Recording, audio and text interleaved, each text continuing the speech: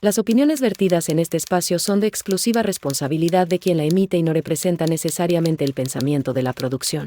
¿Por qué crees tú que tenemos tal fijación, enamoramiento con el tema de Jack el Destripador? Pues yo creo que lo principal es porque no se sabe quién fue, ¿no? O sea, yo creo que eso es lo que más llama la atención. A mi forma de pensar, no creo que haya sido una persona muy brillante, o sea, una persona muy inteligente. Yo no creo. Pues, ¿qué esperabas? ¿Que fuera un monstruo? ¿Que tuviera cuernos? ¿Que tuviera verrugas? ¿Una boca llena de colmillos? Pues soy un ser humano común y corriente. Y esto es, yo creo, lo que nos pasa con Jack el Destripador, que esperamos que sea un personaje fuera de lo común y posiblemente la respuesta más sencilla es la real y por eso no la aceptamos.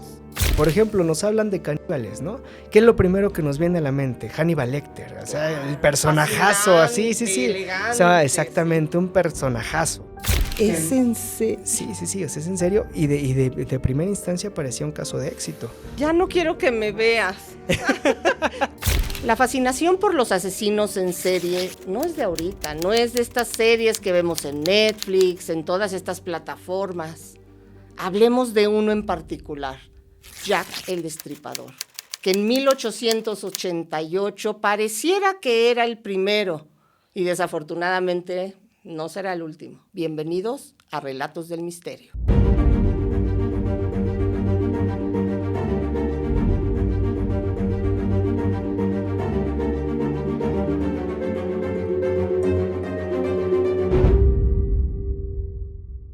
Como les comentaba, el día de hoy está Jesús Trejo Uribe. Bienvenido. ¿Qué tal? Muy buenas tardes. Un gusto poder estar aquí ahora en este programa, sobre todo con este tema tan interesante que vamos a abordar. Ya he compartido con ustedes otros momentos, otras situaciones, pero me emociona mucho poder hablar de este tema con la audiencia, ¿no? Muchas gracias y para aquellos despistados, digo que los invito a que vayan a ver también el capítulo que grabaste con Jorge, con el doctor Olivares. Gracias. Y te hablo de tú, porque eres muy joven, de verdad eres muy joven. Platícanos un poquito, ¿cuál es tu carrera, qué te dedicas y cuál es este don? Porque para mí los médicos tienen un don. Perfecto. Bueno, pues primeramente yo creo que lo inicial y lo más importante, pues soy médico cirujano, egresado de la Universidad Nacional Autónoma de México. Posteriormente hice algunos posgrados sobre todo enfocados a estética. De los más importantes tengo un máster en medicina estética, tengo algunos posgrados en la Universidad de Sevilla en España y bueno, cursos de actualización que son los que pues vamos teniendo constantemente, ¿no? Y pues ahorita me he especializado un poquito en tratar algunas afecciones con tratamientos inyectables para algunos pues síndromes un poquito raros que nacieron a partir de ahora que estuve con el doctor Jorge Olivares. De ahí sacamos ahí unos pacientes, estamos ahorita en protocolos de investigación y demás, y bueno, es ahorita en lo que estoy dedicando un poquito más, ¿no?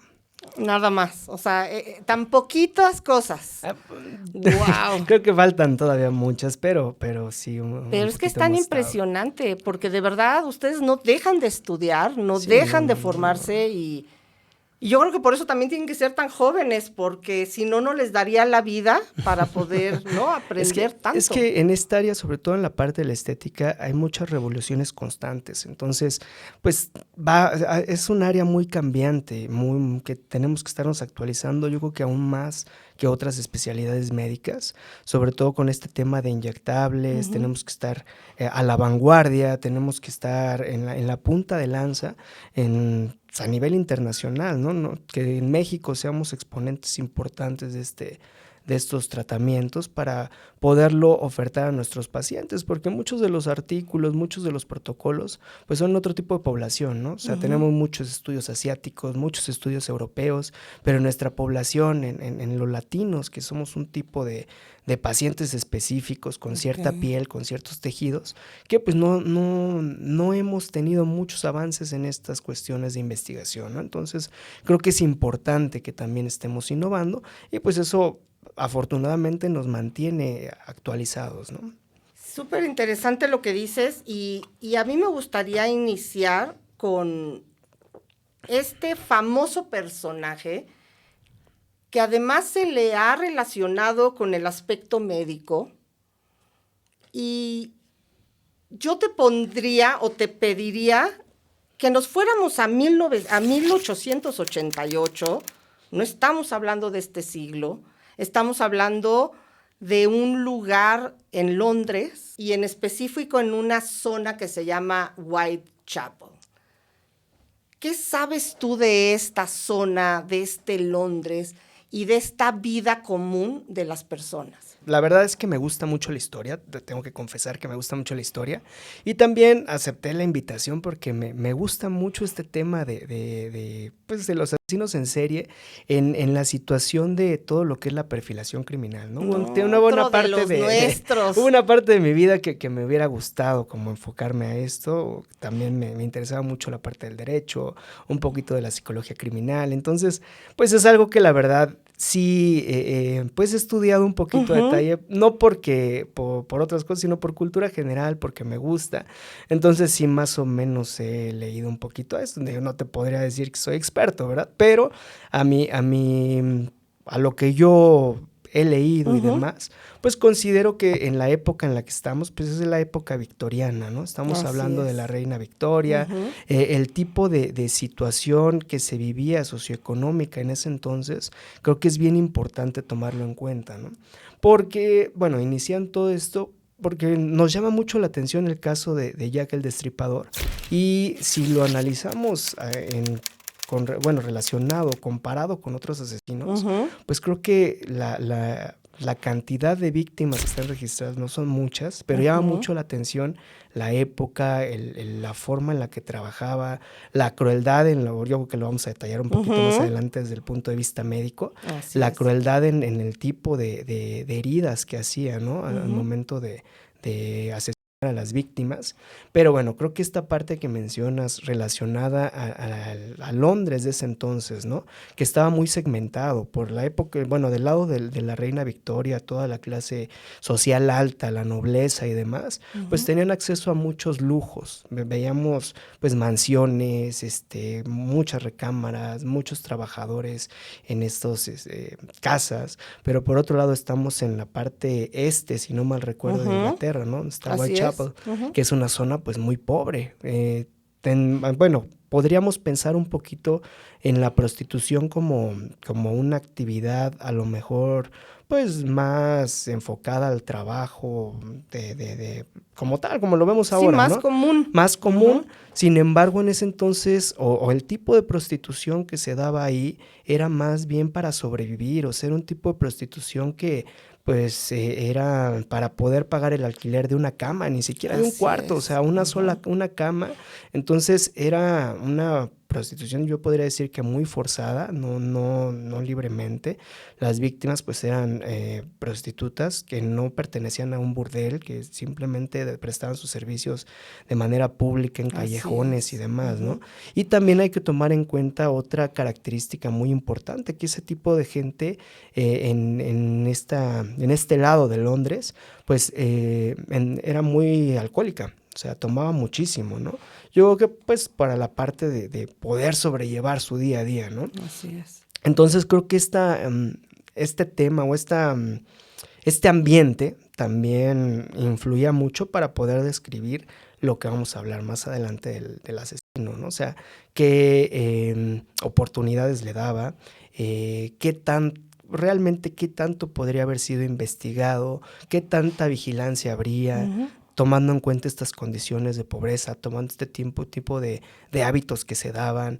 Pues era un ambiente muy sucio, ¿no? Un ambiente para nada estéril, muy propenso a enfermedades, que de hecho una de las víctimas tenía en ese entonces, pues, se le conocía como enfermedad de Bright.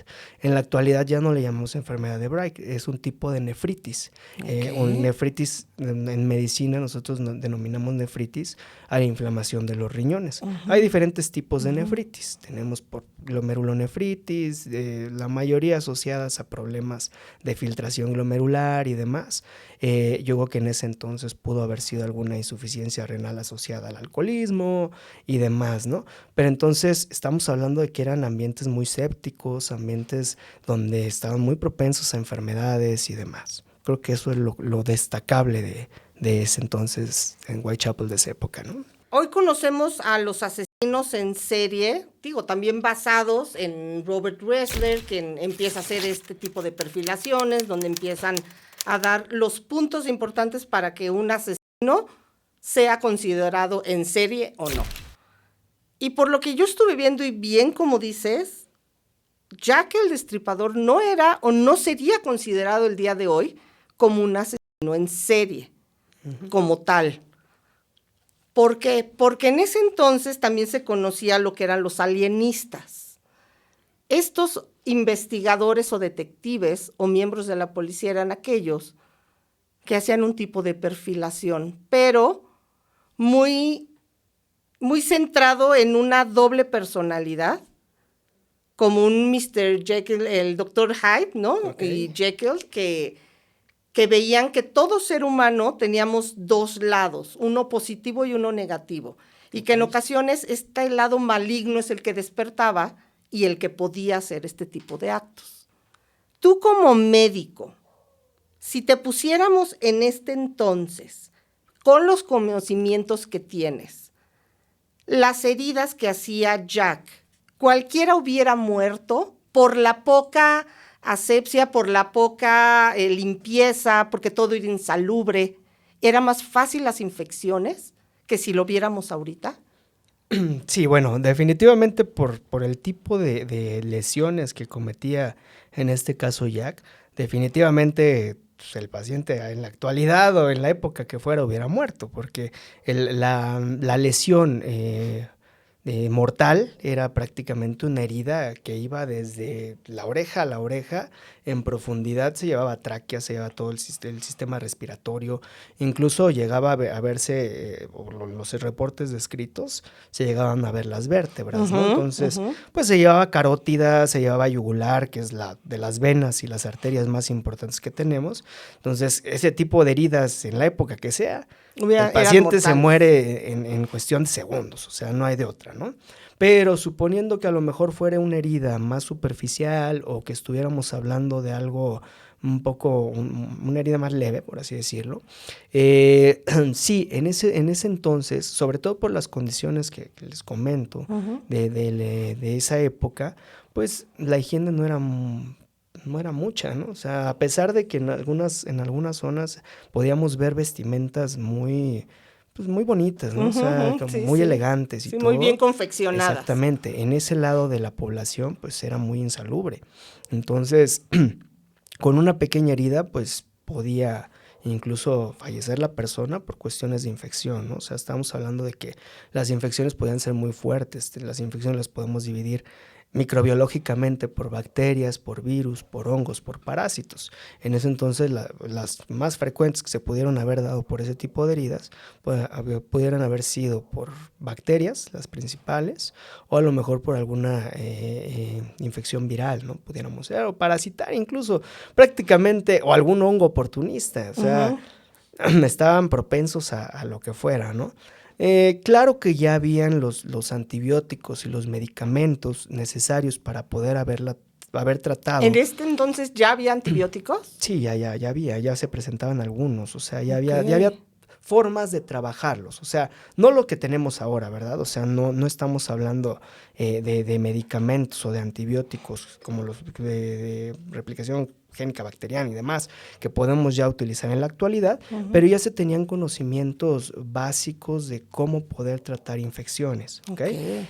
Todavía había muchos tratamientos, por ejemplo, como las sangrías, no sé, muchos derivados del opio y demás, pero ya había ciertos tratamientos básicos para poderles dar ese tipo de heridas punzocortantes, o sea, a eso me refiero, ya se podían dar tratamientos, pero por la situación y por el lugar donde nos encontramos, no creo que hubieran tenido el acceso suficiente para poderlo manejar. Entonces, posiblemente hubieran perdido la vida aunque no hubiera sido una lesión mortal. Porque era una zona, como bien dices, marginada, Sí, ¿no? Sí, completamente. Y pues finalmente la prostitución desde el inicio de los tiempos se ha visto donde es una mujer que no vale, donde se le brindan unas monedas literal para que pueda pasar la noche viviendo en estos cuartos, como dices, no eran estas habitaciones como las que se podría ver en el lujo, Pero ¿quién es la primera víctima? ¿Cómo es que se conoce la existencia de un Jack el Destripador?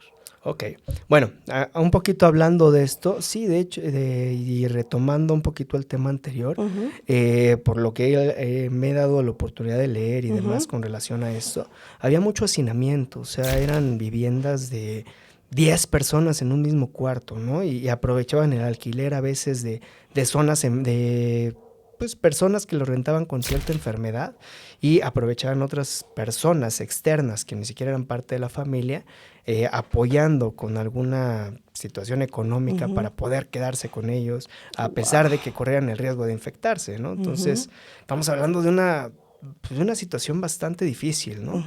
Bueno, y ya regresando un poquito a lo que me comentabas, acerca de la primera víctima. La primera víctima, si no mal recuerdo, era Polly Nichols. Así es. Polly Nichols, ¿no? Y bueno, ¿cómo? Es que se llama Mary Ann Nichols, que le dicen Polly sí, Nichols. Polly, ¿no? Creo que sí, Polly. Para los amigos, vaya. Exacto. Para los cuates era Polly. Para los cuates era Polly. Entonces, se dan cuenta de este crimen por la brutalidad más que nada, ¿no? O sea, porque efectivamente también estas situaciones de dinero, estas situaciones del cómo se vivía, había mucho inmigrante, pues los crímenes eran de a diario, ¿no? O sea, sí, simples peleas de barrio, peleas de barrio, ¿sí? Peleas de dinero, ataques a prostitutas por faltas de pago, o sea, era común, vaya.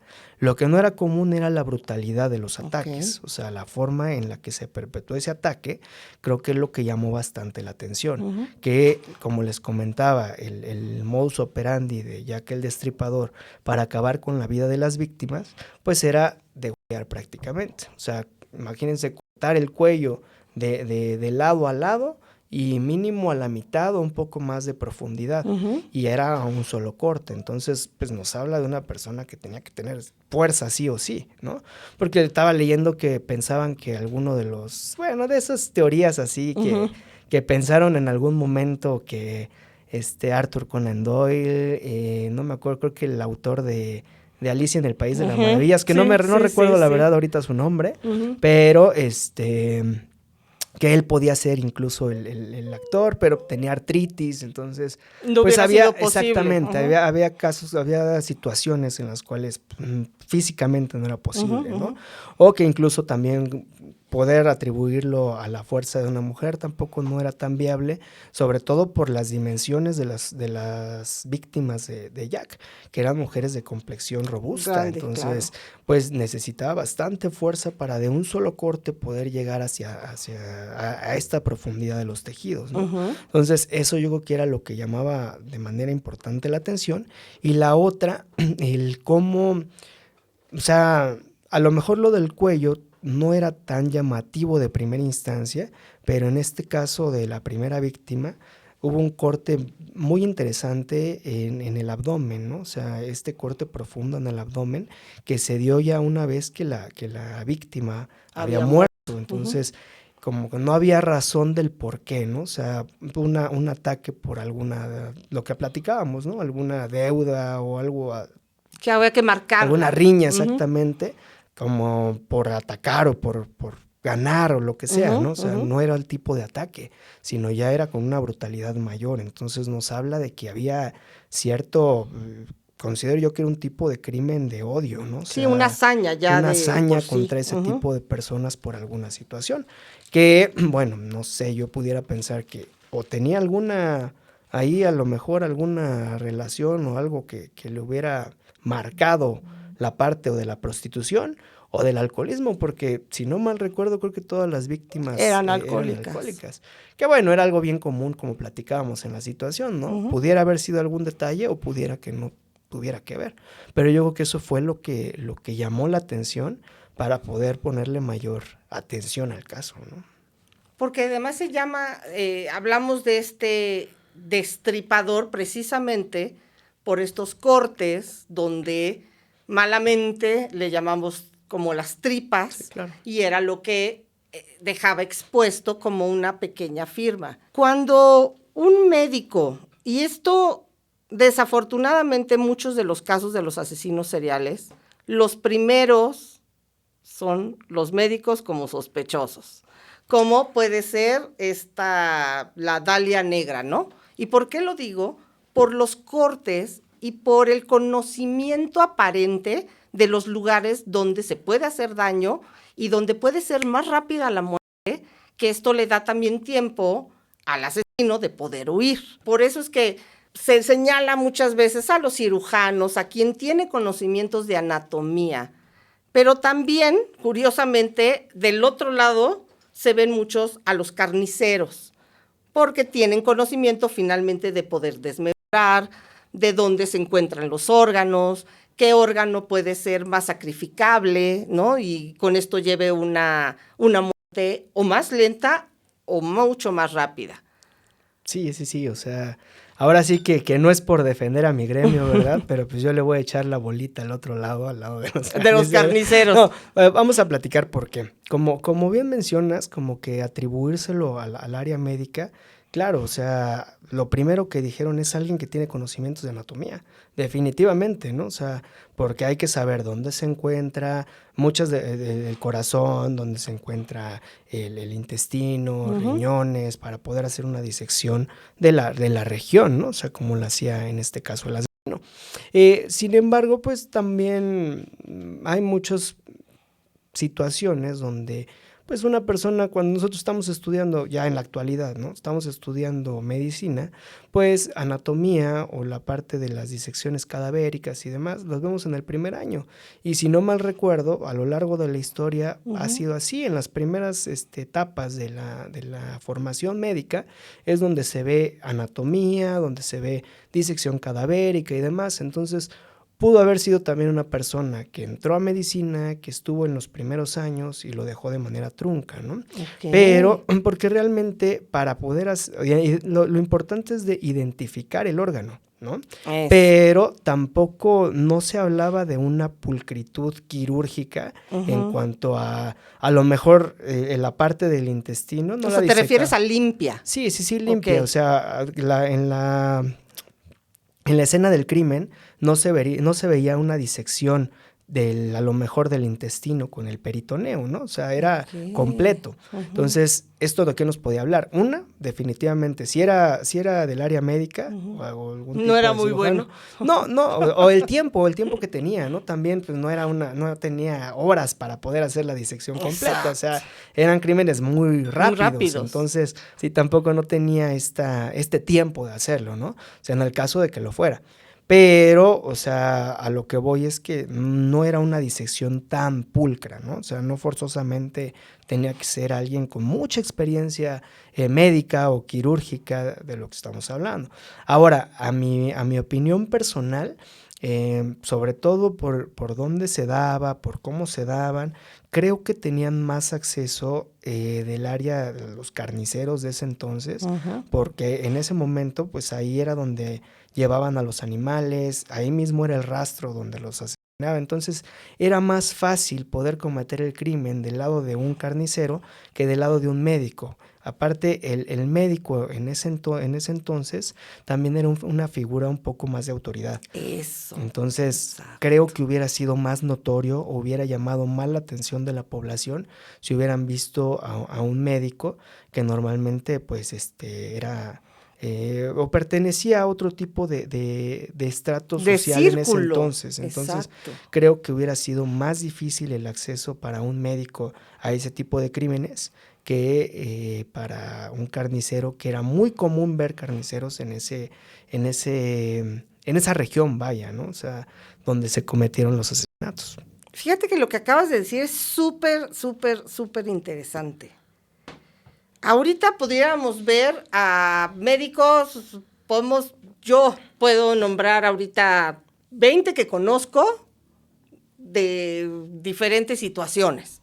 Pero en ese entonces, el ser médico era un privilegio también. Y como bien dices, la zona de Whitechapel, pues era una zona donde ningún médico, ninguna persona quisiera estar ni inmiscuida en el área, donde si bien había una prostitución un poquito más fina, digámoslo así, y esta que era de esquina, donde prácticamente los marineros, las mismas personas de los mercados, los de ciertos oficios, eran quienes consumían este sector de la prostitución. Entonces sería fácilmente reconocido al médico familiar que estaba invitado también, incluso a la corona, no estaría metido en una zona así. Puede ser de todo, ¿no? Porque también si el asesino quisiera burlar a la justicia y demás, pues pudiera trabajar de esta forma. Sí, en una zona donde no fuera reconocido. En una zona donde no fuera reconocido, o para crear ahí dudas en cuanto a la impartición de justicia, no sé, ¿no? Pero pues también hay que tomar en cuenta que no existía la perfilación criminal en ese entonces. Exacto. Entonces no era como que tuviera que cuidarse mucho o que tuviera que pensar más allá de esto, porque no tenían este tipo de mentalidad a lo mejor que asesinos más contemporáneos ya tenían, ¿no? Uh-huh. Entonces yo creo que, a mi pensar, yo considero que no fue del área médica, que sí tenía conocimiento anatómico, definitivamente lo tenía, pero era un conocimiento que podía tener como mencionábamos, ¿no? Un carnicero de ese entonces, que pues era su función, ¿no? Uh-huh. Además, algo que me llama mucho la atención, de hecho, no sé si te habías puesto un poquito a pensar, pero el corte de la muerte, o sea, cómo mataban a las vacas, a los puerquitos de ese entonces, o sea, era un corte directo en la cabeza, ¿no? Entonces, para que se desangraran y para que murieran. Siento que es más un tipo de herramienta de asesinato de alguien que conoce cómo matar a una res que del área médica, ¿no? Claro que está de por medio la brutalidad que buscaba o la firma que buscaba el asesino, ¿no? Pero sí siento que pudo haber sido más limpio el ataque mortal y poderse tomar un mayor tiempo, a lo mejor en la parte que buscaba, ¿no? O sea, en su arte que me imagino que él consideró en ese entonces. Entonces, empiezan a aparecer que las teorías de un posible asesino serial, porque encuentran otras víctimas. ¿Qué es lo que empieza a ser tan notorio y cómo pudiéramos decir que es la firma ya de este personaje? Bueno, yo creo que fue un asesino, pues definitivamente no era organizado, o sea, no tenía ningún tipo de organización, yo creo que era más el frenesí del momento, de me salió bien el crimen, voy a cometer otro, y voy a cometer otro, y le llenaba a lo mejor de adrenalina, lo que le pudo haber pasado en ese entonces, ¿no? Pero fue por lo que fue cometiendo. Porque, si no mal recuerdo, entre la primera víctima y la segunda creo que pasan 8 días. Así es. Ahora, otra cosa que era bien importante, o que es bien importante recalcar, es que todos los crímenes fueron cometidos en fines de semana. Entonces, pues, era una persona que definitivamente entre semana trabajaba. O sea, no...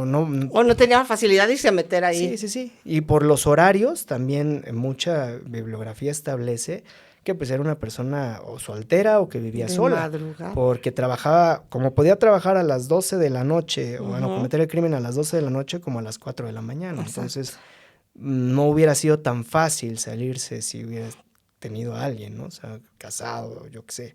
Entonces, el lapso en el que pasaron los asesinatos, una semana, luego creo que un mes máximo, o sea, fue muy, muy pronto, o sea, creo que fueron de agosto a noviembre, si no mal recuerdo, las 5 víctimas. Estamos hablando de un tiempo muy corto, ¿no?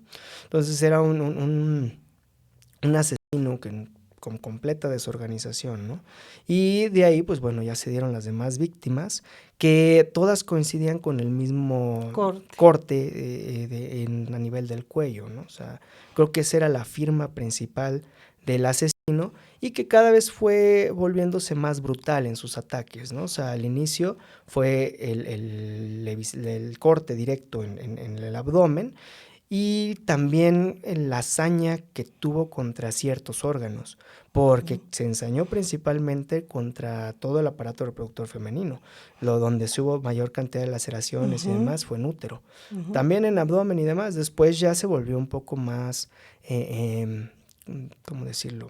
Sí, más sucio en su Sí, actuar, ajá, más brutal. Más brutal, sí, porque creo que más limpio, pero más brutal, Sí, ¿no? sí. O sea, ya dejaba los órganos alrededor, ya, si no mal recuerdo, la segunda víctima ya la dejó en posición,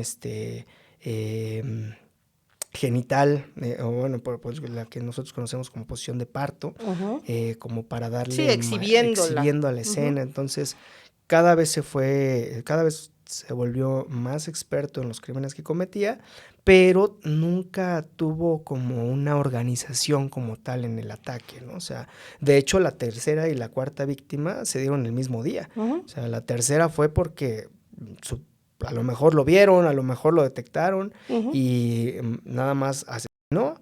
De hecho, no hubo cortes Sí, no tuvo abdominales, tiempo, al parecer no tuvo tiempo. Y nos habla de cierta impulsividad, ¿no? Porque posterior a esto, o sea, no sé cuánto tiempo habrá pasado, pero en el mismo transcurso de la madrugada, asesina a la otra víctima y con mayor brutalidad, como en desquite de lo que no pude hacer, no, exacto. o sea, nos hablaba como de que no había mucha organización, ¿no? O sea, a diferencia de otro tipo de asesinos que premeditan el acto, o sea, estudian a la víctima o no sé, hacen diferente tipo de abordaje de la persona, ¿no? Donde van a cometer el asesinato.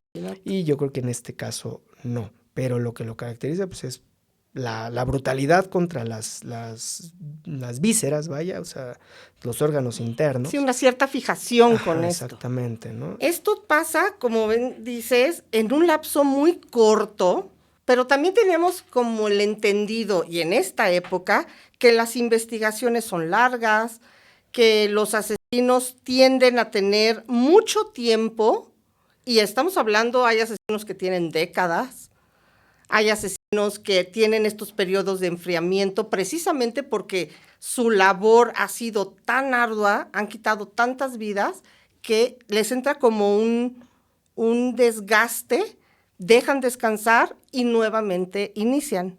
Pero en el caso de este personaje, ¿por qué crees tú que es o tenemos tal fijación, enamoramiento con el tema de Jack el Destripador? Pues yo creo que lo principal es porque no se sabe quién fue, ¿no? O sea, yo creo que eso es lo que más llama la atención, que no dieron con él o que fue un caso sin resolver y porque fue de los primeros reportados, ¿no? Yo creo que más de la parte del asesino, a mí me llama más la atención la parte policíaca, porque es cuando empieza toda esta perfilación, ¿no? O sea, porque los que estaban, no sé, los policías que estaban estudiando el caso y demás, empezaron a tomar ciertos detalles de importancia, ¿no? Que Por antes ejemplo, no veían. que antes no venían. Por ejemplo, que les comentaba de la hora en la que atacaba, ¿no? O sea, poder tener una idea pues, de los hábitos o de las de una costumbres, geografía. exactamente, de la geografía, o que si trabajaba entre semana porque atacaba los fines, o sea, este tipo de deducciones, ¿no? En quién podría ser el responsable. Yo creo que eso es lo que llama más la atención con relación a este caso, ¿no? Y bueno, digo, claro que la brutalidad de los asesinatos, sobre todo para la época donde se presentaban, y yo creo que eso es lo que causa cierta fascinación. Y otra cosa que también yo creo que llama mucho la atención es la situación de lo de las cartas, ¿no? Yo creo que lo de las cartas es también algo que genera ahí cierta incertidumbre, ¿no? El sector de la prostitución siempre ha sido, como decíamos, muy marginado, muy atacado. Sí, definitivamente. Y donde pareciera que los derechos de estas mujeres se pierden en el momento que deciden tener esta actividad.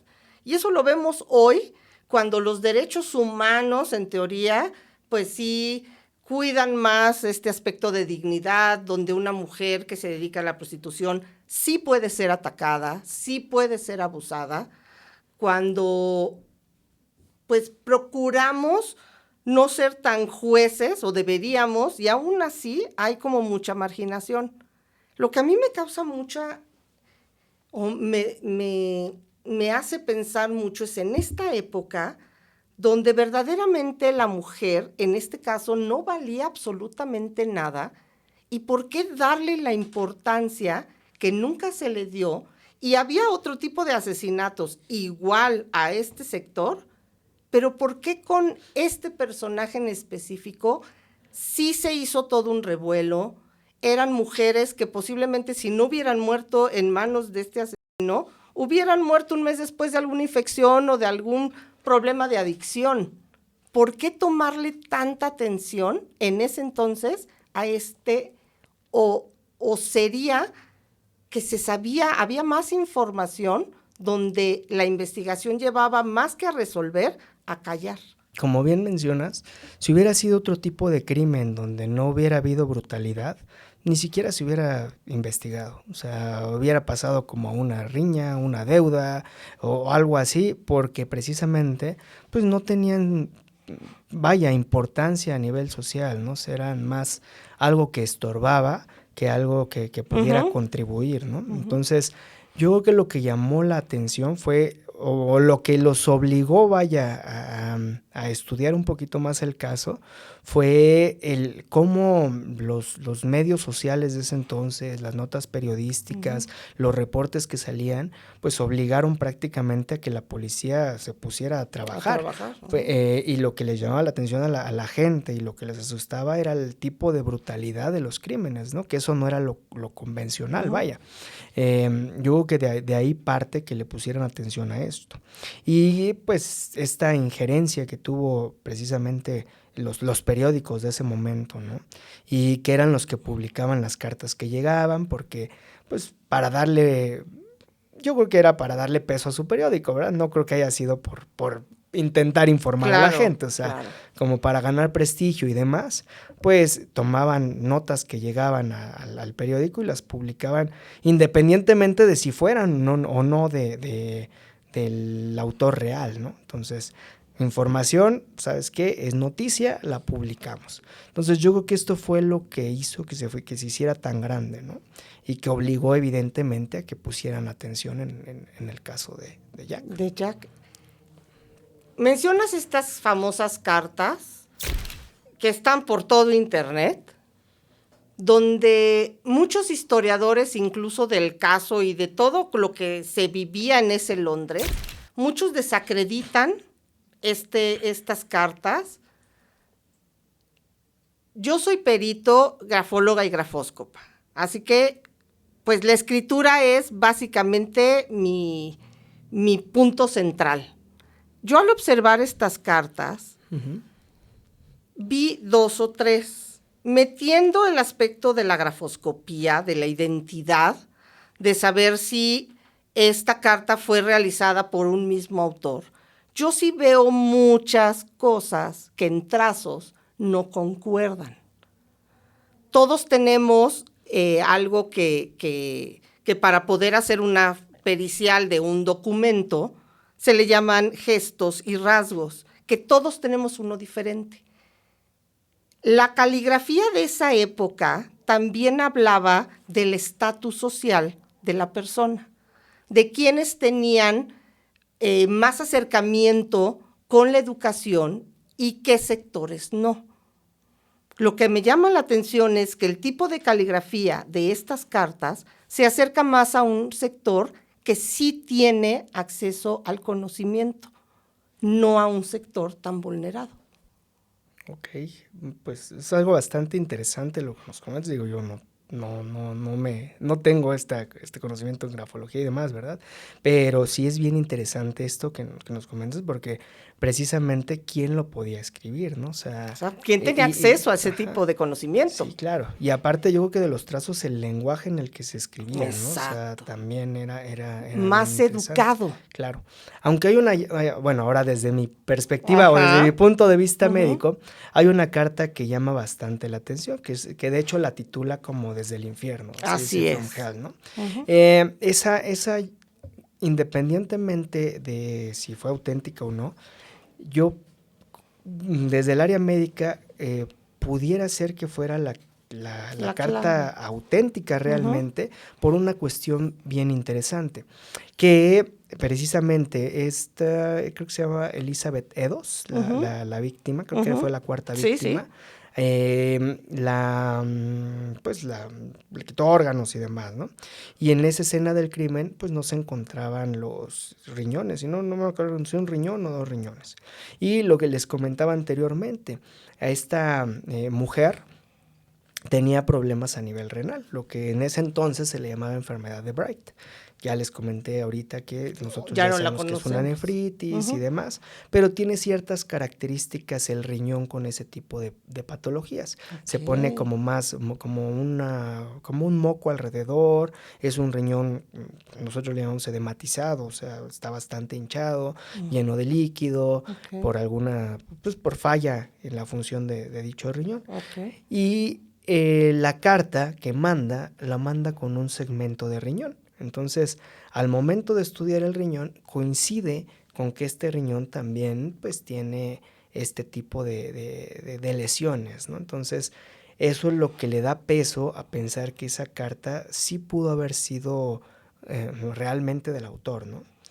Digo, pudo haber sido porque también hay que tomar en cuenta, sobre todo por el alcoholismo, cuántos tipos de personas no pudieron haber tenido lo mismo. Pero bueno, digo, sería mucha coincidencia otro tipo de asesinatos iguales donde sacaran un riñón y lo mandaran. Ya tuvo que haber sido ya un forense que quisiera jugarle la maldad a la policía, ¿verdad? O sea, ya tuvo que ser un poquito más trabajado esto. Y a diferencia de las otras cartas, donde incluso el que se hace nombrar Jack el Destripador es uno de los autores de una de esas cartas, que pues nunca se supo si eran fidedignas o no, pero la más cercana a pensar que sí pudo haber sido es esta, ¿no?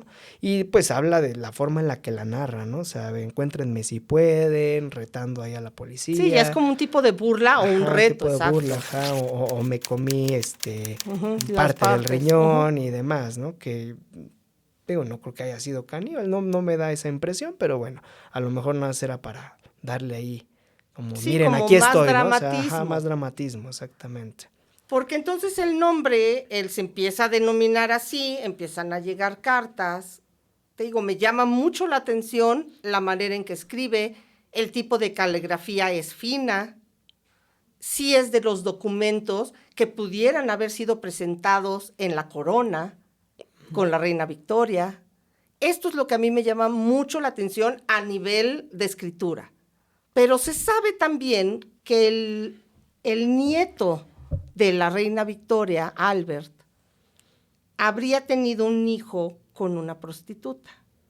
Cuando se conoce esto, pues imagínate el escándalo, ¿no? En la corona, un hijo malamente llamado un hijo bastardo, donde pues no sería el nivel, no podría ni siquiera aspirar a ser rey algún día. Y orquestan todo esto para, en lugar de que la gente vea lo que está sucediendo con el hijo del nieto de la reina, desviar la información y entonces toda la población se horrorice, empiecen a buscar a este posible asesino y con esto tapar la vergüenza de la corona. Sí, de hecho es uno de los sospechosos, ¿no? Víctor, el nieto, ajá. Que bueno, es poco probable que haya sido él, porque él todavía vivió años más, de hecho aspiró a la corona, fue rey y todo, y pues una persona que estaba en el frenesí de Jack el Destripador no hubiera podido continuar con su vida cotidiana, vaya, o sea, no hubiera podido por cómo estaba ya en ese momento, ¿no? Él ya estaba enfermo o ya estaba necesitado de cometer ese tipo de crímenes, por lo cual o murió o lo agarraron de alguna otra forma, ¿no? O sea, no hubiera podido parar.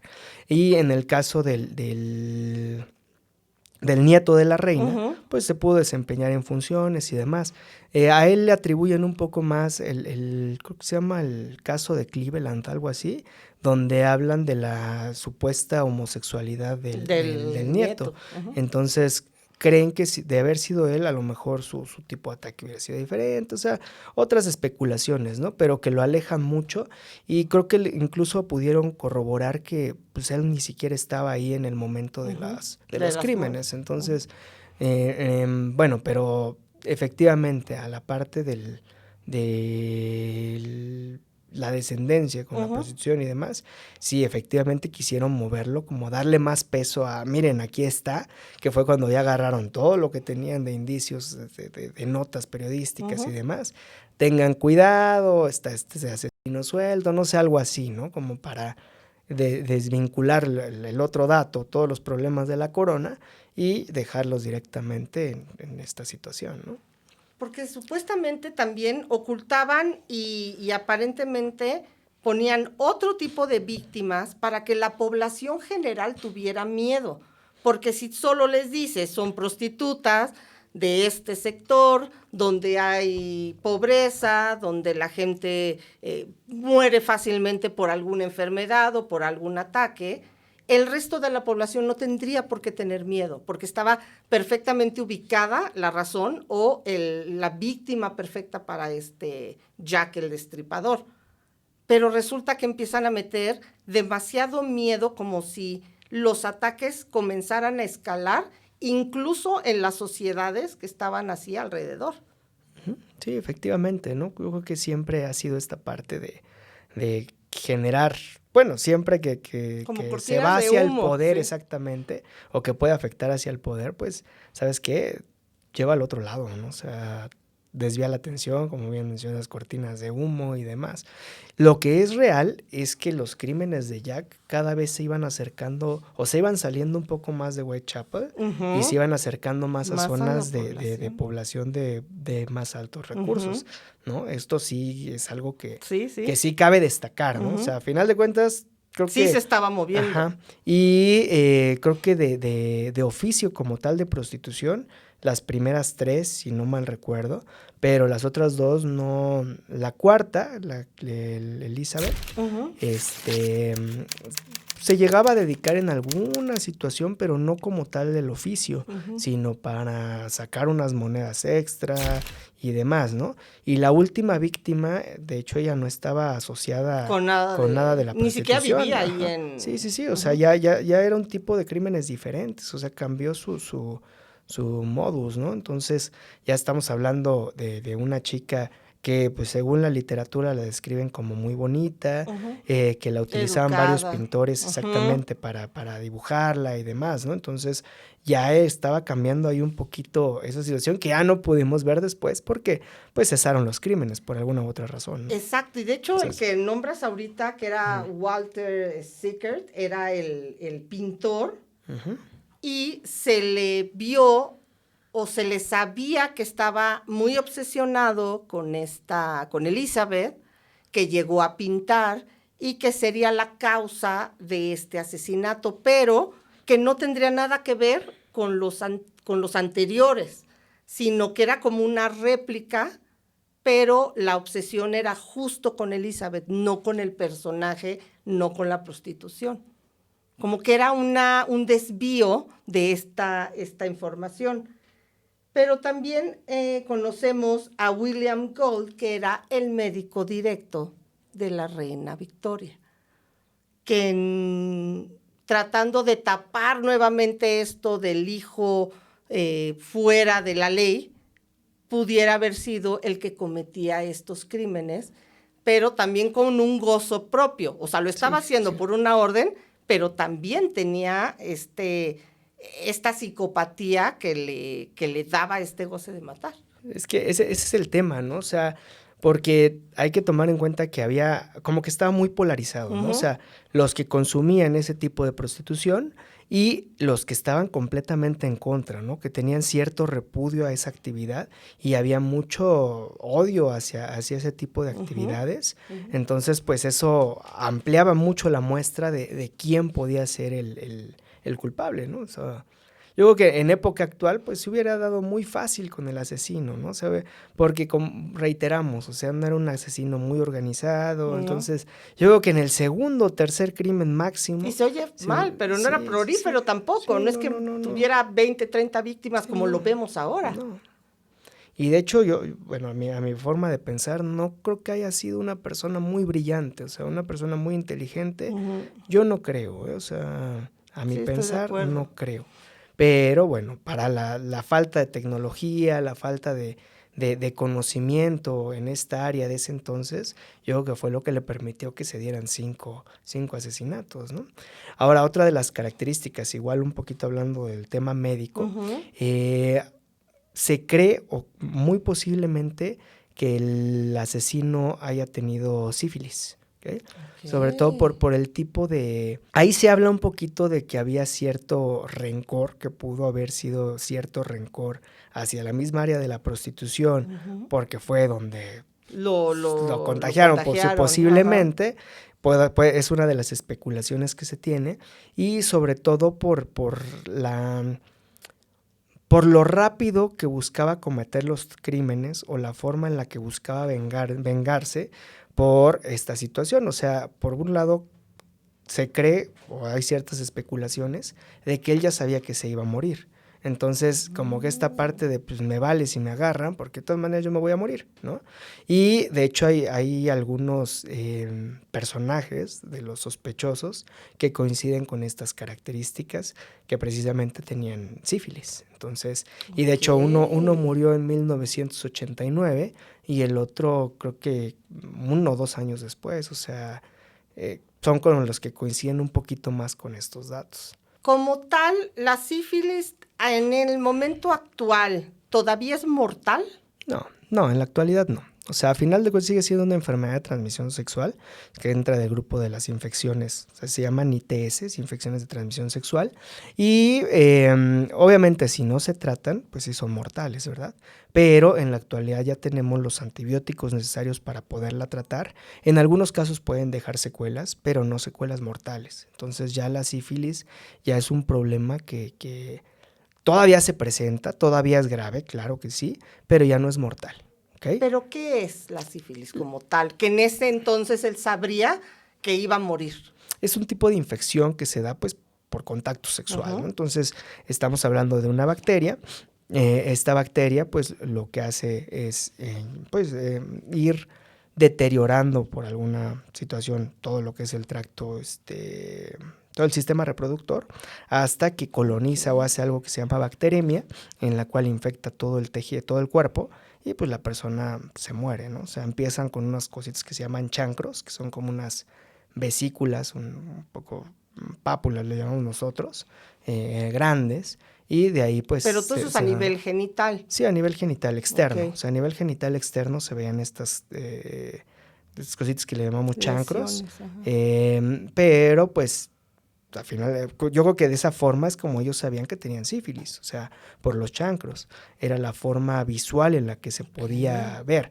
Si no había un chancro, si no había algún tipo de deterioro en la salud, vaya, pues no se daban cuenta. Entonces, posiblemente hubo la identificación del chancro y no había cura como tal, o sea, no había forma de tratarla. O sea, estamos hablando de que había... maneras hierbales y medicinales de trabajar y controlar ciertas infecciones, pero infecciones sutiles, ¿no? Ya infecciones importantes donde ya atacaban todo el sistema, pues definitivamente no, o sea, todavía no llegaba la época de Pasteur ni nada de eso. Entonces, ¿y cuánto tiempo tiene una persona, ya no ahora, en esta época, pensemos, de un momento de contagio, cuál sería el tiempo de vida? Como tal no hay un tiempo propiamente, pero estamos hablando de que no es una infección que puede ser a lo mejor 2 años, 3 años y vámonos, ¿no? O sea, o pueden ser 6 meses, o sea, dependiendo... También las condiciones depende de y las condiciones de la persona. Pero si nos remontamos a esa época donde la salud no era particularmente muy buena, estamos hablando de personas con obesidad muchas veces, con alcoholismo, con cierta patología base, todavía no se conocía lo que es la diabetes, la hipertensión, pero seguramente ya estaba. Sí, claro. Y asociado a las enfermedades hepáticas y renales que había, pues el tiempo de vida de una persona ya con este tipo de infecciones, estamos hablando de meses, o sea, era un deterioro de la salud bastante importante, ¿no? Entonces, eso también es bastante interesante, pues, sacarlo como a tema. Claro. ¿No? Resulta que hace unos meses, no sé si escuchaste, que aparece una figura que se llama Aaron Kominski. Este es un polaco que resulta que es un barbero.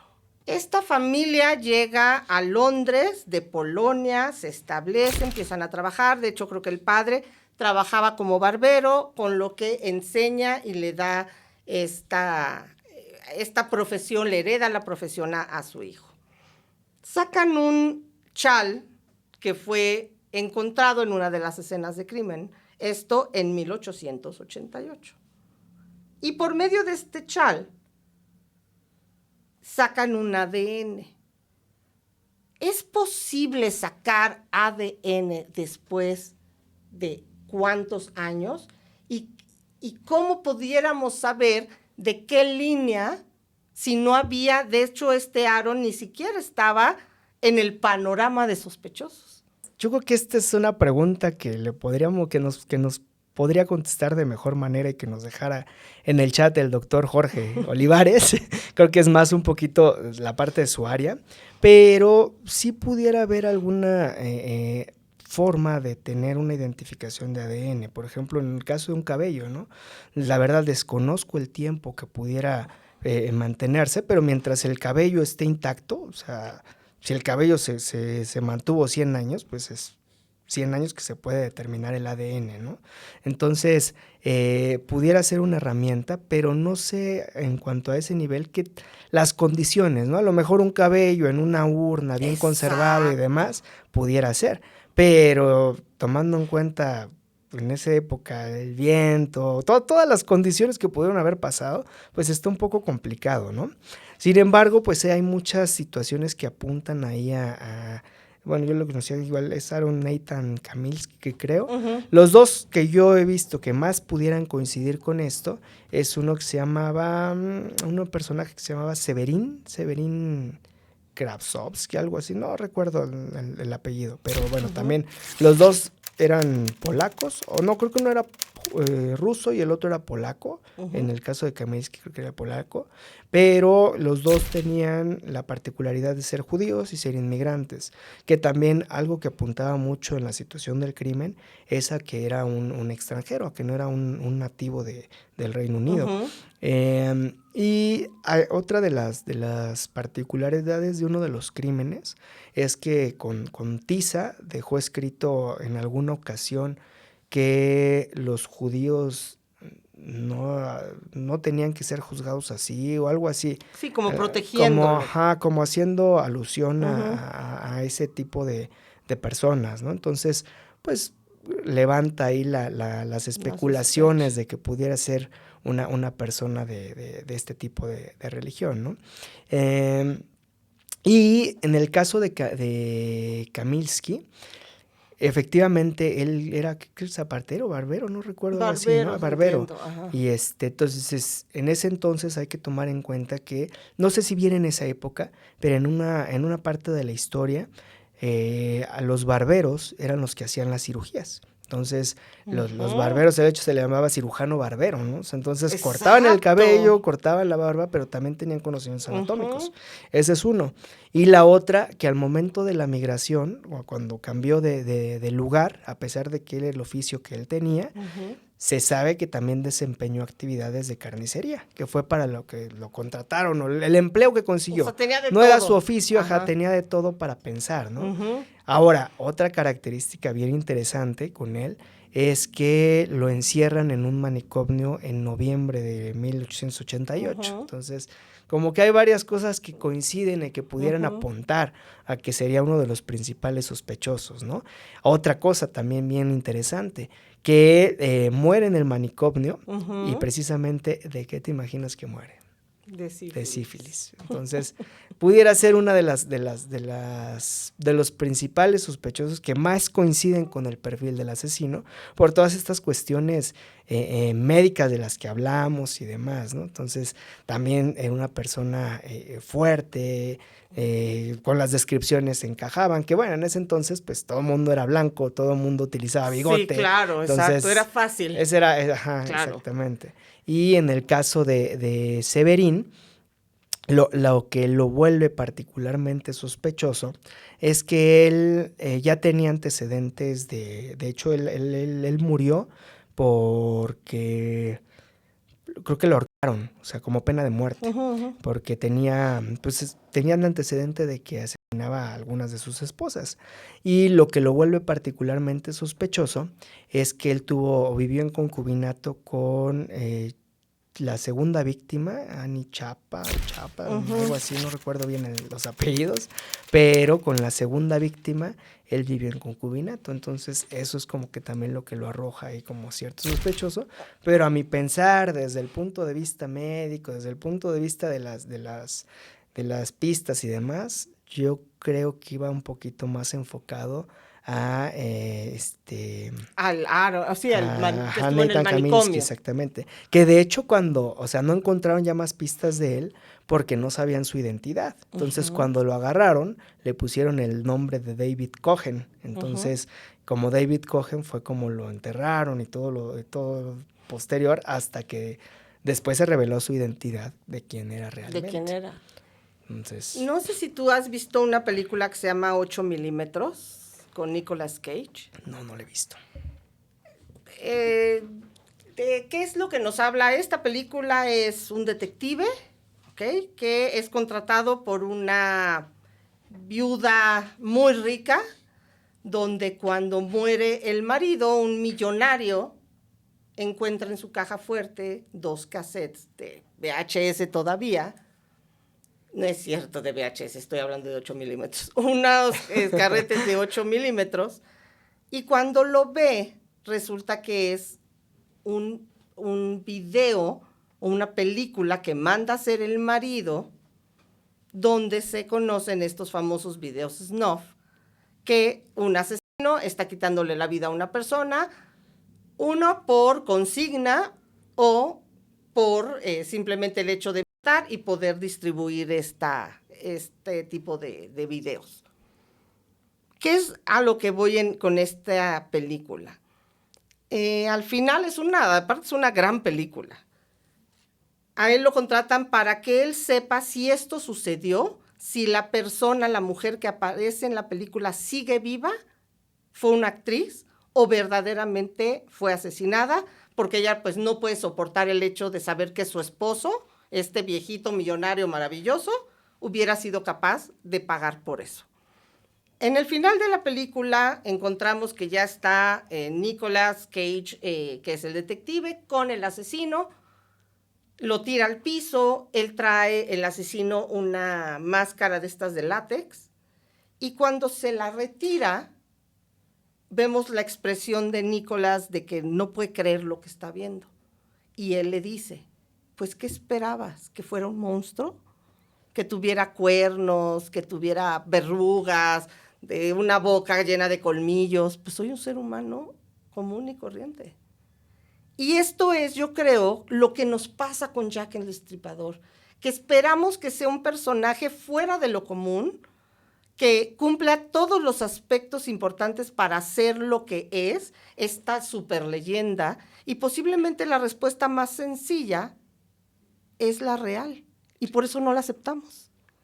Exactamente, ¿no? Yo creo que eso es bien interesante, ese punto que se toca, porque efectivamente, ¿no? O sea, nos hacen, y no solo nosotros, o sea, pues cuántas series no hay, cuántas películas no hay, artículos, libros, o sea, que lo dramatizan, lo vuelven ciencia ficción. Entonces, esperamos una persona completamente inteligente, o por ejemplo, nos hablan de caníbales, ¿no? ¿Qué es lo primero que nos viene a la mente? Hannibal Lecter, o sea, el personajazo, así, sí, elegante, o sea, exactamente, un personajazo, ¿no? Pero pues ya lo vemos en la realidad y pues no tiene nada que ver, ¿no? O sea, nada que ver, lo mismo pasa en estas situaciones. ¿Qué esperamos? Una persona, pues como a lo mejor como Anthony Hopkins, ¿no? O sea, actuando de esa forma, o nos imaginamos a una persona bestial, no sé, ¿no? A lo mejor como mencionabas al inicio, cubra todo lo como que a Mr. Hyde, ¿no? exacto. Exactamente. Cuando realmente, pues el tipo de perfil que tenemos en la actualidad de ese criminal, pues es alguien que no tenía mucho, que era más del tipo de alguna patología, pues algún tipo de trastorno de importante de la personalidad, pero enfocado ya a una patología, vaya, no. Que es lo que el dato más parecido que pudiéramos tener de él, ¿no?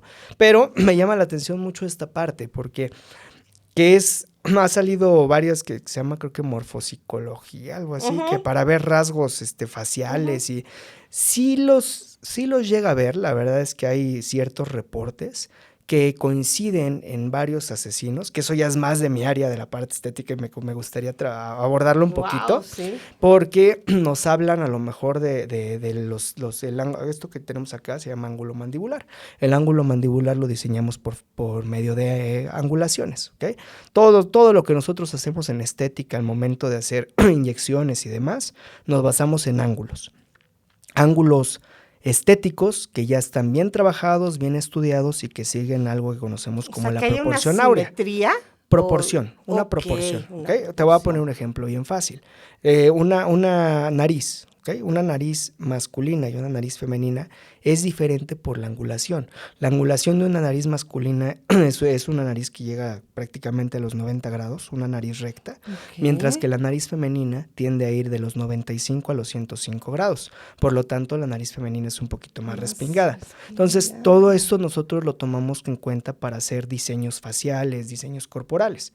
Y en estos artículos nos hablan de que los asesinos o muchos asesinos comparten esta particularidad de que son ciertos rasgos a lo mejor de mandibular marcados, pero que pues nos pudiera hacer pensar de, tiene el ángulo mandibular marcado, entonces tiene tendencias a la violencia o tiene tendencias al asesinato, y realmente no es así. O simplemente nosotros estaríamos transformando a los criminales, ¿no? O sea, por ejemplo... haciéndolos. Sí, yo tengo personas, pacientes míos que van por un diseño de mandíbula que, o sea, son las personas más tranquilas del mundo, o sea, que jamás pudieran cometer un asesinato, que no sabemos, ¿verdad? Pero, pues son personas muy nobles y demás, con ciertas características que van por un aumento del ángulo mandibular o por una proyección de masculinización facial, y pues ya por eso podríamos juzgarlo de a lo mejor...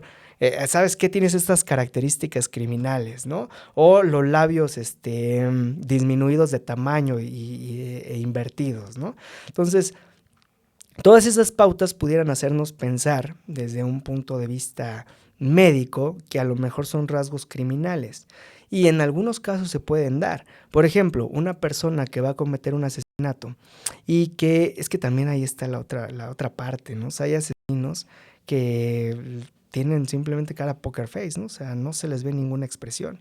Y yo sé de eso porque me dedico a las expresiones. Claro. Yo aplico toxina botulínica o el famoso llamado para Botox. Provocarlas. No, al contrario, para relajarlas. Nosotros lo que hacemos con el Botox, contrario a lo que mucha gente piensa, no inhibimos la gesticulación. Eso es un Botox mal aplicado. O sea, nosotros relajamos la gesticulación, que cuando elevamos las cejas no se nos noten las arrugas de la frente, pero no quitamos la expresión, ¿ok? Quitar la expresión, pues, es algo que no está bien. Es una forma de comunicación humana, la forma principal de comunicación, ¿no? La no verbal. Entonces, estas expresiones debemos de mantenerlas.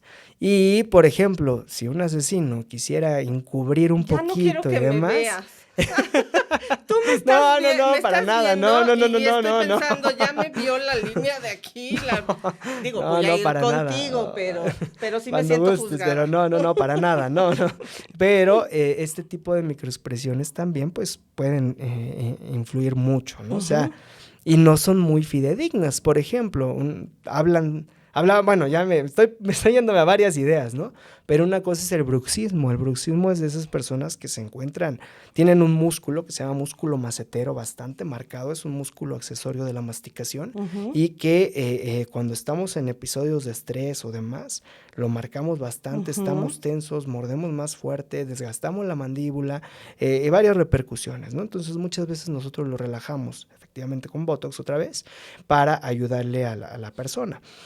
Se habla de que algunos criminales tienen el macetero más marcado porque al momento de la tensión que se genera al asesinar y demás, pero pues hay otros que no, ¿no? O sea, sabemos que hay muchas veces hay cero empatía, entonces pues no sienten absolutamente nada al momento de hacer esto. Entonces son cosas que pudieran hacernos pensar que sí, pero que para nada es una ciencia, ¿no? O sea, no, claro, no ajá. no es una ciencia. Yo también me dedico a la perfilación, pero fíjate que lo que estás diciendo es, yo siempre les digo, si nosotros pensáramos que el tener cierto rasgo facial nos inclina a cierta actividad, pues ya ni siquiera necesitaríamos estudiar nada, ¿no? Con verle el rostro a una persona, sabríamos cómo va a actuar. Claro. Pero lo que sí he podido ver, y pongo, ¿qué te puedo decir? Si yo pongo 50 asesinos seriales, hombres y mujeres, las zonas que son más predominantes, como pueden ser los labios, como pueden ser las cejas, como pueden ser las mandíbulas, como es el puente, pero muy ancho, si tú te fijas en muchos asesinos, lo tienen. Es como si diera un rasgo de impulsividad, más no lo definiera. No sé si Sí, o sea, me estoy explicando. Sí entiendo, ¿no? O sea, como que la mayoría lo tiene, pero no significa que porque lo tengas lo vas a hacer, ¿no? Porque o sea, lo puedes utilizar de otra manera. Exactamente, claro, ¿no? Es como la mayoría o muchos de los psicópatas, ¿no? De hecho, muchos dicen que muchos de los psicópatas o son políticos, o son abogados, o son médicos, ¿no? O sea, pero porque es un rasgo de personalidad que si lo sabes llevar a cabo, pues puedes incluso tener... Sí, lo haces funcional. Lo haces funcional, exactamente, ¿no? O sea, yo creo que algo muy similar ha de ser con estos rasgos faciales que pueden, pero que la persona supo llevarlos o que tuvo un buen desarrollo familiar, un buen desarrollo, no sé, en su esfera biopsicosocial, vaya, ¿no? Entonces yo creo que eso influye mucho, ¿no? Pero sí hay ciertas características ahí que llaman la atención. Que llaman la atención. No se puede...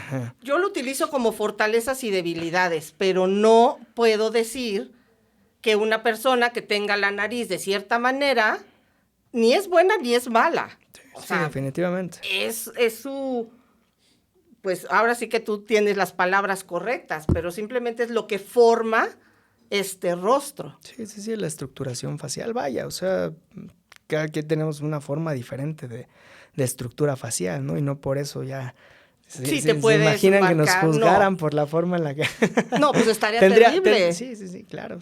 Pero es lo mismo que pasa con la escritura. Yo peleo mucho cuando dicen es que la grafología no es una ciencia. Por supuesto que no lo es. Y el que diga sí es una ciencia, no es una ciencia. Pero tampoco puedes decir que si una persona escribe de una manera es 100%. Por supuesto que no. Pero yo creo que es una herramienta bien importante. Es una herramienta. O sea, si lo sabemos utilizar como una herramienta, yo creo que es bien interesante. Es como nosotros en el área médica, ¿no? O sea, muchos piensan que mandar, por poner un estudio, ¿no? Un ultrasonido. O sea, mandar un ultrasonido para hacer un diagnóstico, pues para nada. O sea, nosotros mandamos un ultrasonido cuando ya tenemos una idea de cuál es el diagnóstico y ese ultrasonido ya va enfocado a decirnos, ¿sabes qué? Sí o no. A confirmar. A confirmar, pero ya cuando tenemos una idea. O sea, no es lo mismo de que yo mande un ultrasonido para ver qué encuentro, ¿no? Entonces, como herramientas son cosas muy útiles. De hecho, en medicina nosotros llamamos pruebas de sensibilidad y especificidad, de qué tan probable es de que sea cierto cuando tú ya vas enfocado a lo que estás buscando. Pero si lo mandas como para ver qué encuentras, pues no vas a encontrar nada. Y no sirve de nada. Y es adivinación. Me imagino que algo similar ha de ser de este lado, ¿no? O sea, como herramienta. Yo te tengo una pregunta. Claro. Yo he estado viendo muchas personas que se operan, ¿ok? Estéticamente, para cambiar ciertos rasgos, para aumentar, para disminuir, todo lo que tú trabajas. Pero ¿por qué cuando se excede esta manipulación, ¿ok? Estética? No importa si la persona es de Asia, si es de Medio Oriente, si es de África, si es de América Latina. ¿Por qué llega un momento que todos parecen felinos? Sí, de hecho eso es bien interesante.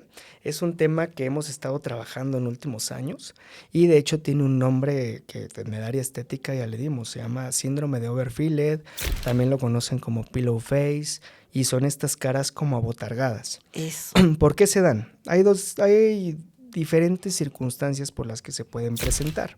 La más complicada de todas y la más mala de todas es por al momento de inyectarse sustancias que no van del área médica, ¿okay?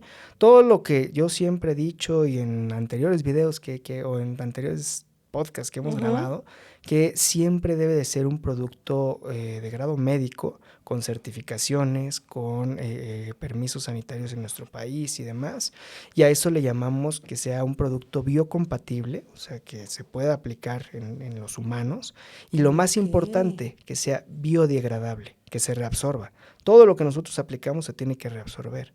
Los implantes permanentes o todo lo que inyectamos que sea permanente va a causar daño a la salud. Entonces, muchos de estas caras que se ven de esta forma es porque, sobre todo en el pasado, aplicaron muchas sustancias que eran completamente ilegales. Pueden ser desde aceites, o sea, aceite de bebé, aceite de cocina. ¿Eso sí es real? Sí, sí es real. O sea, estamos hablando de que el área de la estética ha crecido mucho en los últimos 20, 30 años. Anteriormente, pues hay unas situaciones bien interesantes ahí. Se utilizó mucho la parafina, la que se utiliza para las velas. Estamos hablando de por ahí de 1900, inicios de 1900. Hay una duquesa que se llama la duquesa de Marlborough, que tenía ahí una cuestión ahí con su nariz. Esta parafina se diseñó posteriormente, o bueno, más bien la implementaron en el área estética después de un cáncer testicular, y al médico de la parafina se le ocurrió una buena idea, pues suplir la pérdida de volumen testicular poniendo parafina. ¿Es en serio? Sí, o sea, es en serio, y de primera instancia parecía un caso de éxito. O sea, porque 5 años, 6 años el paciente... ¿O sea, lo rellenaba? Sí, lo rellenó, fue un relleno por medio de parafina. Okay. Pero pues no se sabía qué complicaciones podía tener, ¿verdad? Entonces, después se hablaron de los parafinomas, que es esta parafina que migraba a ciertos lugares o que causaba complicaciones como necrosis cutánea, o sea, cuando se muere la piel, o algún tipo de complicaciones más graves.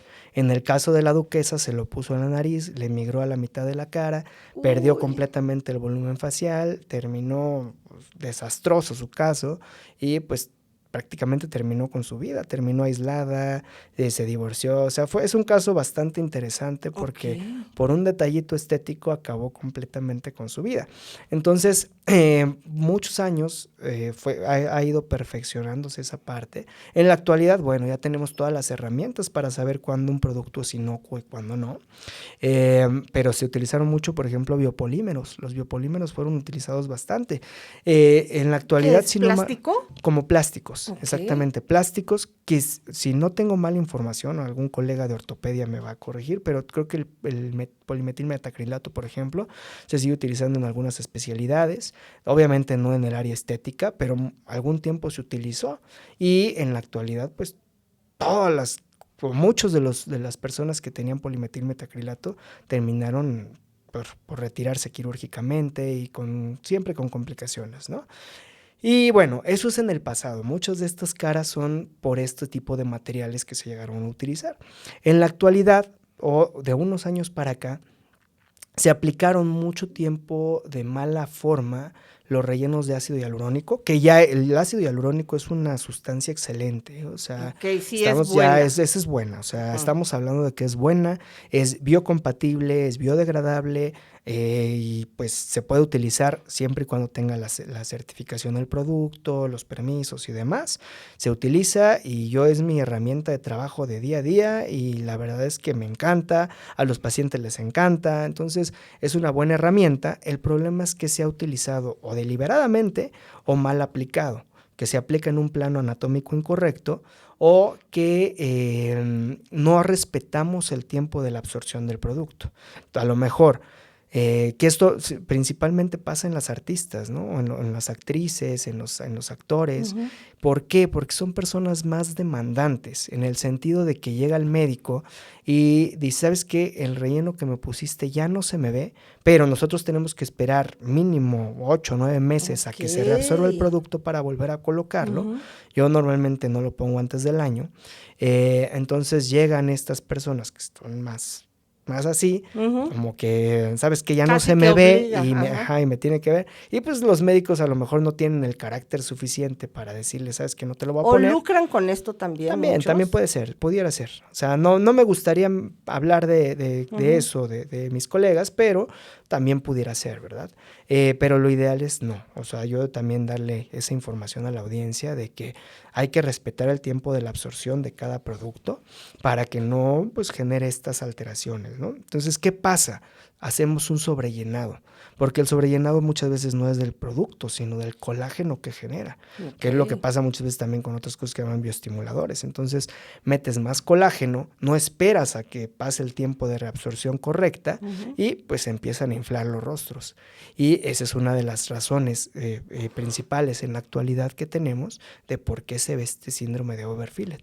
Entonces, claro O que se sea, sí puede tiene tratar. una razón Sí, de sí tiene ser. una razón de ser. Entonces, y muchas veces no es por un mal producto, Ok. sino porque no estamos respetando los tiempos correctos de la aplicación. Cuando se aplican bien, son tratamientos excelentes. O sea, se ve un efecto lifting muy bonito, se ve un reposicionamiento de tejidos muy bonito.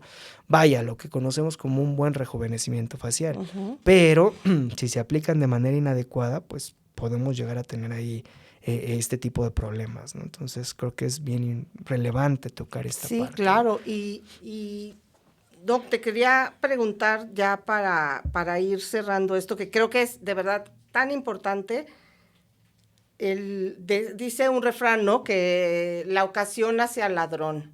Creo que en esta necesidad también de reconocimiento, de aceptación de las propias personas, no aceptamos ni el paso del tiempo, ni aceptamos que, bueno, no todos podemos tener determinados cuerpos. Y a esto también abusan o lo ven como un medio de ganar personas que no tienen los conocimientos. Tú eres un médico, digo, antes de ser para lo estético, tú eres médico, tú eres Claro. cirujano. ¿Qué es lo que tenemos que ver cuando alguien nos ofrece que nos va a cambiar la vida porque nos va a cambiar el rostro o alguna parte del cuerpo? No un cosmetólogo, no nos los pueden hacer en un gimnasio.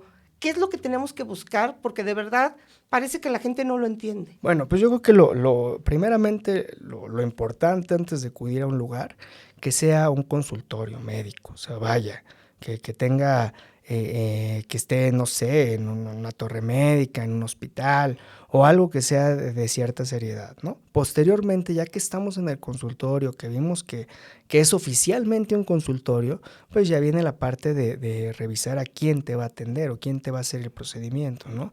Buscar primeramente qué es, a lo mejor el tipo de especialidad que tenga, primeramente que sea médico, que tenga que ver con la estética, buscar certificaciones, ver qué tipo de especialización tiene, qué tipo de posgrados tiene en el área que se va a trabajar, y yo creo que eso, lo importante es estar investigando y definitivamente pues todos los permisos vigentes y necesarios dentro de la clínica para que se puedan hacer los diferentes procedimientos.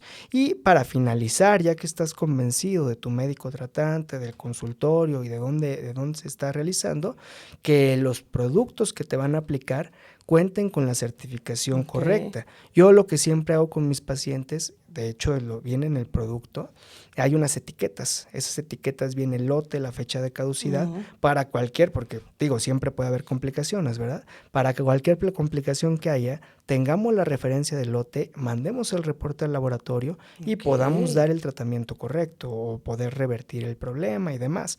Entonces yo, mis pacientes que se aplican alguno de estos productos, siempre les doy la etiqueta de lo que se está aplicando. Wow, eso qué Y eso es bien importante. interesante, eso es bien importante. Sí. Y que el producto pues esté completamente inocuo, ¿no? Que no haya, Sí, no que abierto, ni no nada. abierto, que no se haya usado anteriormente, que las agujas con que se estén aplicando sean nuevas. Todas esas situaciones también hay que tener cierto cuidado, ¿no? Para saber que tu tratamiento va a ser de éxito, vaya, ¿no? O sea, los medicamentos o lo que tú inyectas o tú les pones a tus pacientes no vienen en garrafones, No, para no nada. vienen en botellas reutilizables.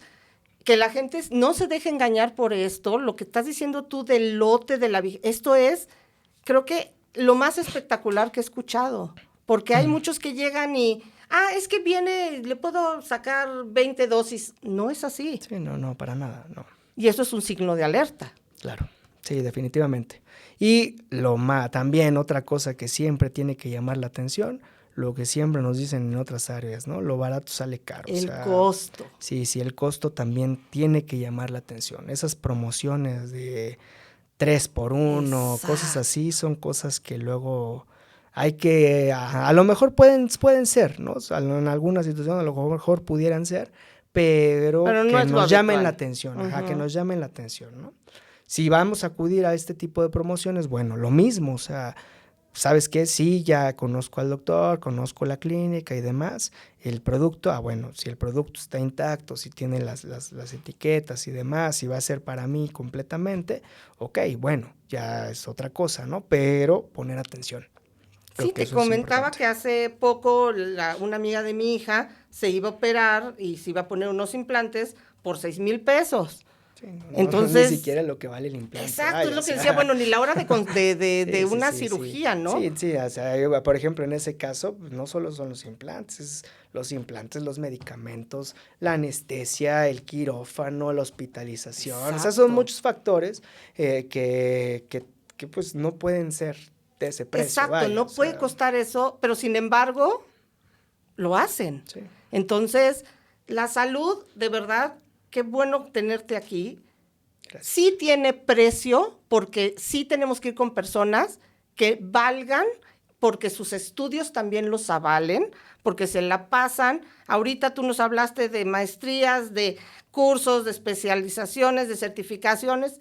Todo eso es tu tiempo, que también tiene un valor. Entonces, no nos dejemos seguir, como dices, con ofertas y con médicos que nos prometan cambiarnos la vida, porque eso tampoco es cierto. Pues bueno, yo creo que lo más importante es cuando acudimos a esto, porque ya en la actualidad luego tenemos esa idea de que solamente nos hacemos, o se hacen tratamientos, personas que no se aceptan y demás. Creo que en la actualidad ya tenemos una forma diferente de ver a la estética. Okay. Anteriormente la estética lo veíamos como mera vanidad, como una cuestión completamente superficial. En la actualidad ya podemos hablar de salud estética, la importancia de prevenir la salud estética, porque no nada más es arrugas por arrugas, o sea, todo este daño que nos causa el sol, los contaminantes y demás, nos pasa factura después y vienen cánceres cutáneos, vienen problemas más importantes a nivel de tejidos profundos. Entonces, esta parte de la salud estética creo que cada vez cobra más importancia y pues elegir un buen tratamiento. Al final de cuentas somos como un carro que sale de agencia que hay que dar mantenimiento, ¿no? Entonces, ¿sí? En todo, no nada más en la parte estética, o sea, estamos hablando de la salud en general, ¿no? A nivel dental, a nivel de salud mental, lo que sea, tenemos que ir dando esta parte de cobertura y pues creo que aprovecho para invitarlos a que, no que vayan conmigo, pero no, yo ya estoy apuntadísima. pero él va a hacer mi cambio en cámara, van a ver. Pero que sí tomen en cuenta esta parte de la salud estética, porque realmente es importante, ¿no? O sea, abrir este panorama de que cada vez gracias a que lo hemos estudiado mucho en los últimos años, pues tiene una importancia significativa. Ay, pues muchísimas gracias, de verdad. Yo te comentaba hace ratito que cuando yo te escuché con Jorge, yo decía, yo quiero que él esté conmigo sentado aquí. Porque muchas gracias. Creo que desde tu conocimiento, tu manera de expresarte, de verdad que lo joven que eres, eso también nos dice que vamos a tener médicos bien preparados en un futuro, que están abriendo también campo a estas nuevas generaciones, que para mí sí es bien importante, que traen otra visión de la medicina. Como bien dices tú, no es solo vanidad, sí es por una salud incluso mental, el cómo están llevando esta estética. Así que yo te agradezco además el que te abrieras también a este caso, no solo hablando de la medicina como tal, sino de Jack el Destripador, dando datos interesantes. Así que de verdad ha sido un honor tenerte aquí. No, pues muchísimas gracias por la invitación. La verdad también para mí fue muy emocionante cuando me mandaron la invitación para participar en este programa, y sobre el tema también creo que fue una forma de yo poder pues expresarme en otros ámbitos, y pues muy contento. Y tendrás, no sé si nos puedes compartir información sobre tu página, algún correo, dónde encontrarte. Digo, yo ya voy a buscar ahorita toda la información, vas a dejar tu tarjetita, porque después de haberme tenido enfrente, creo que ya hasta me planificaste lo que vas a hacer. Así que yo voy a hacer pieza en tus manos para que tú hagas este cambio de regalo de 50. No, pues muchísimas gracias. Claro, bueno, en redes sociales estoy en Instagram como @Dr. Jesús Trejo, en TikTok también ahí hago mis videitos luego divertidos de eso, entonces también ahí me encuentro como Dr. Jesús Trejo, Facebook, en el contacto lo podemos dejar ahí en los comentarios, para cualquier cosa que necesiten. Me encuentro en Polanco, en Ejército Nacional, ahí tienen su consultorio para lo que necesiten, y pues por allá nos estaremos viendo ahora. Ya. La primera que nos vimos fue de este lado de la grabación, y la siguiente será en el consultorio. Así es. Y sí, de verdad sí quiero, y tengo algunas cositas que creo que, pues, ¿por qué no? Si uno, además también se vale apapacharse, siempre y cuando sea con un buen médico, que de verdad, y creo que si algo, el equipo es saber a quiénes se invitan, así que sé que estás aquí porque vale toda la pena del mundo ir a visitarte. Así que, de verdad, gracias. Muchas gracias. No, gracias a ustedes nuevamente.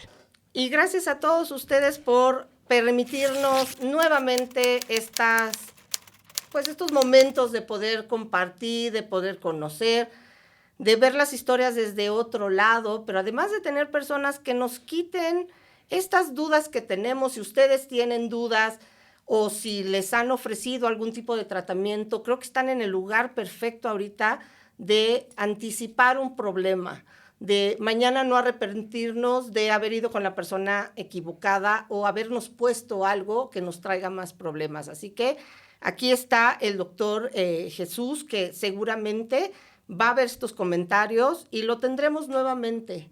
Para mí ha sido un gusto.